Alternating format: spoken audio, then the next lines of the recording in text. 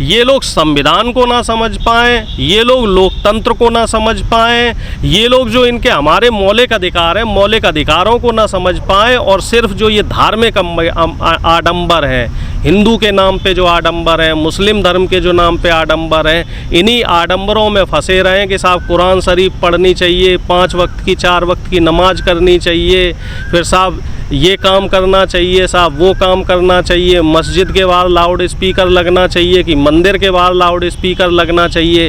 क्या ये धर्म गुरु, क्या ये जो बड़े बड़े नेता, चाहे वो बीजेपी के हों, किसी भी पार्टी के हों, जो धर्म के नाम पे सांप्रदायिकता का माहौल तैयार कर रहे हैं, जो देश में धर्म के नाम पे जो ये अफीम बेची जा रही है, धर्म की अफीम, क्या ये लोग आपसे कभी शिक्षा और रोजगार के बारे में बात करते हैं? देश में शिक्षा के हालात क्या हो रखे हैं, क्या कभी इस पे चर्चा करते हैं? क्या ये युवाओं को ये समझाने का प्रयास करते हैं कि शिक्षा के महत्व को समझिए?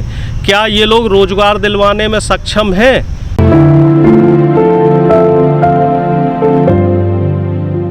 भारतीय जनता पार्टी और उनकी जो आइडियोलॉजी है उसको मानने वाले लोगों के साथ कि जो मुख्य अभियुक्त हैं, जो लोग मुख्य रूप से खुल के इस चीज़ पे बोलते हैं, उनको ये लोग टारगेट नहीं करते हैं। और जैसे प्रोफेसर साहब की बात करी आपने, रतन लाल जी हो गए या लखनऊ यूनिवर्सिटी के प्रोफेसर हो गए, ये लोग ऐसे हैं, इन लोगों ने सिर्फ जो पुरानी किताबों में लिखी हुई बातें उनको कोट किया था, उनको कोट किया, ट्वीट के जरिए कोट किया या कहीं मीडिया में बोला, तो उसको ये लोग टारगेट कर रहे हैं। अगर आपके पास साहस है, हिम्मत है, तो किसी मजबूत आदमी को टारगेट करके देखिए।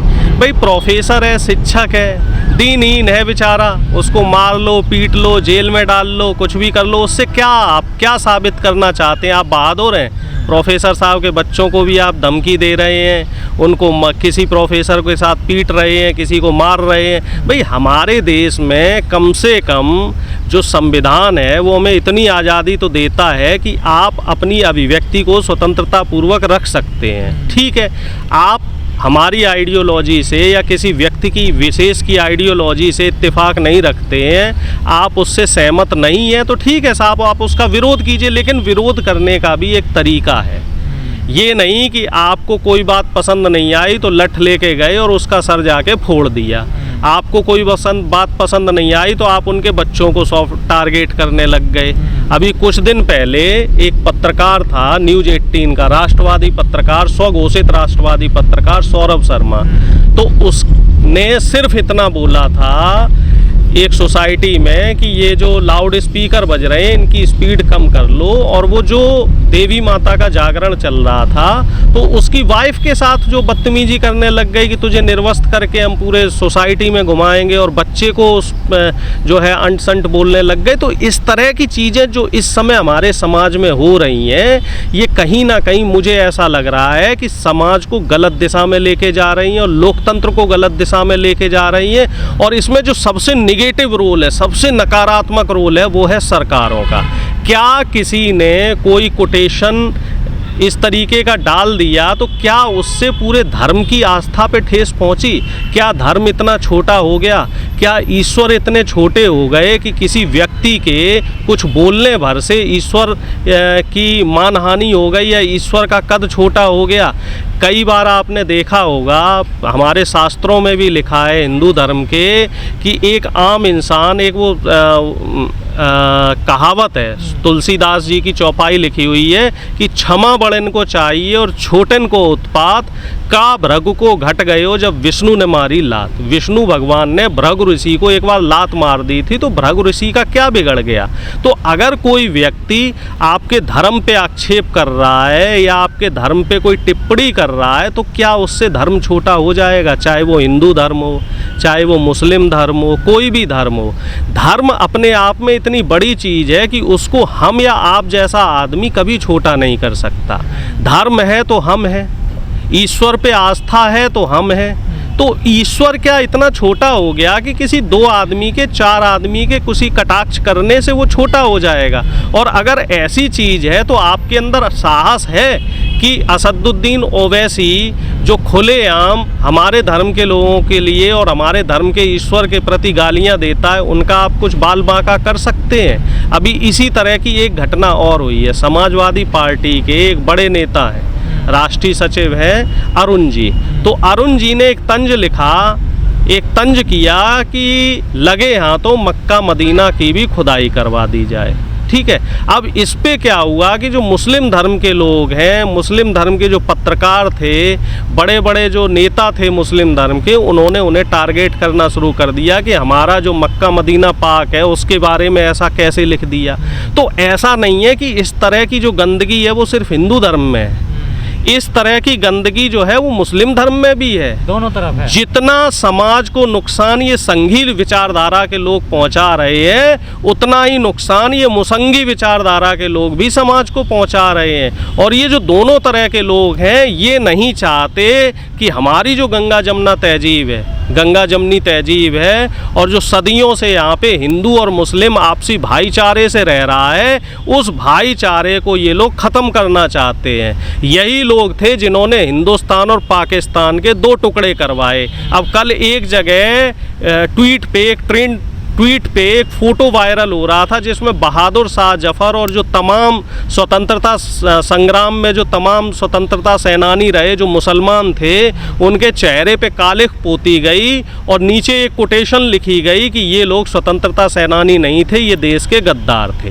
तो इस तरह की चीज़ें कहीं ना कहीं समाज में केरोसिन छिड़कने का काम कर रही हैं। और राहुल गांधी जी ने जो ऑक्सफोर्ड यूनिवर्सिटी में जो बात कही है, वो बात बिल्कुल सही कही है कि बीजेपी सरकार ने, हमारे प्रधानमंत्री जी ने और हमारे सरकार के जो लोग हैं, बीजेपी सरकार के लोग, इन लोगों ने पूरे देश में इस समय केरोसिन छिड़क रखा है। और ये धर्म के नाम का जो केरोसिन है, जिस दिन इस केरोसिन में जरा सी चिंगारी लग गई तो बहुत बड़ी आग धधकने वाली है और पूरा देश धर्म की आग में जलने वाला है। तो सोचने का विषय है, इसमें आपका भी रोल उतना ही महत्वपूर्ण है, हमारा रोल भी उतना महत्वपूर्ण है। और जो खास तौर से हमारी युवा पीढ़ी है, हमारी युवा पीढ़ी को इस समय समझाने की ज़रूरत है कि जो धर्म के नाम पे जो आपको अफीम चटाई जा रही है, धर्म के नाम पे जो आपको बरगलाया जा रहा है, तो इससे किसी का लाभ नहीं होना।